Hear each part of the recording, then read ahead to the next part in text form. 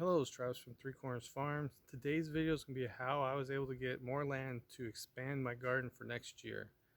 As you see right now, we're in my little garden. This is the one I use to create our beginning client base and get some processes down on harvesting, cleaning, and storage. It was very important for me to start small to make sure I didn't waste a bunch of product because I was mishandling it, and to make sure I can get a customer base.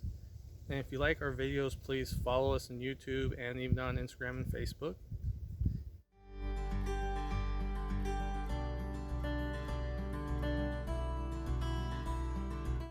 Alright, so I was able to get a couple of acres from two different farmers just by interacting with them.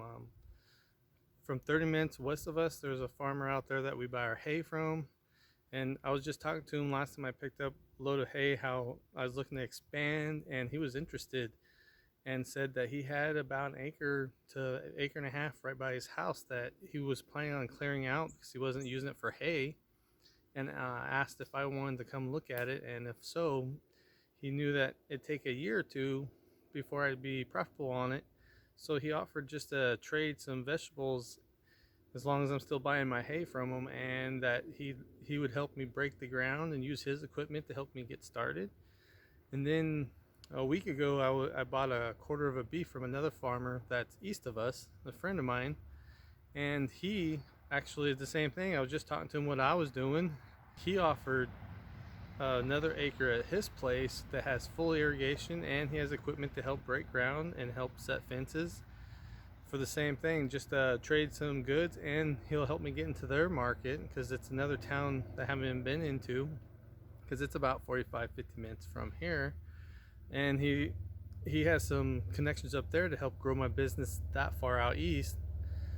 So for the property out east, I still have to drive up and look at it, but the one west of us, I've been there a few times. I've been picking up hay out off this field, so that's a real nice place, all irrigation.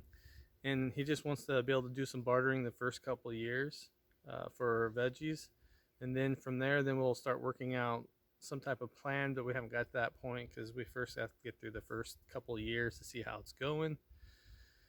But that's how I was able to get two pieces of land, and I've had a couple other people who are interested that I've talked to just because I knew they had some flat land. But in our area, it's really hard to come across flat land that actually has irrigation, because most people around here have orchards put up on those, and you don't really want to be growing vegetables around the orchards too much due to the fact of all the spray they spray, especially the overhead airplanes.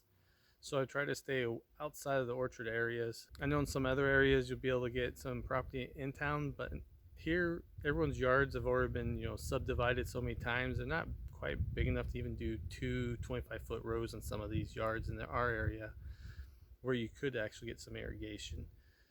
So really the point is you can find land without buying it. You just have to talk with farmers, and you have to work with the farmers. If you don't buy stuff from them, they're not going to just let anyone put a garden on their property, even if they had room or weren't using it. You actually have to be part of your community and actually work with other farmers. And as I keep going, I have other gardeners who want me to start selling stuff for them, just because I have the client base and I don't have all the options, and they're actually better growing certain things, and plus they're not exactly profitable for me for my current scale, because this is my little garden. But when I sat down early year and figured out how many rows I had, the size, and how much I should make off this, I'm gonna be pretty close this fall, as long as I don't have any more issues with the deer or insects, or if we get a super early frost. But that's today's video, and hopefully you guys out there start talking to your local farmers. Start working with them, buy their products. They'll be more interested in helping you out if you help them out. And if you like our content, please subscribe. You can follow us on Instagram and Facebook, and we're working on our blog here pretty soon. It'll be up. The links are in our description for all our social media, and I'll hopefully get another video out in a week. All right, see you later.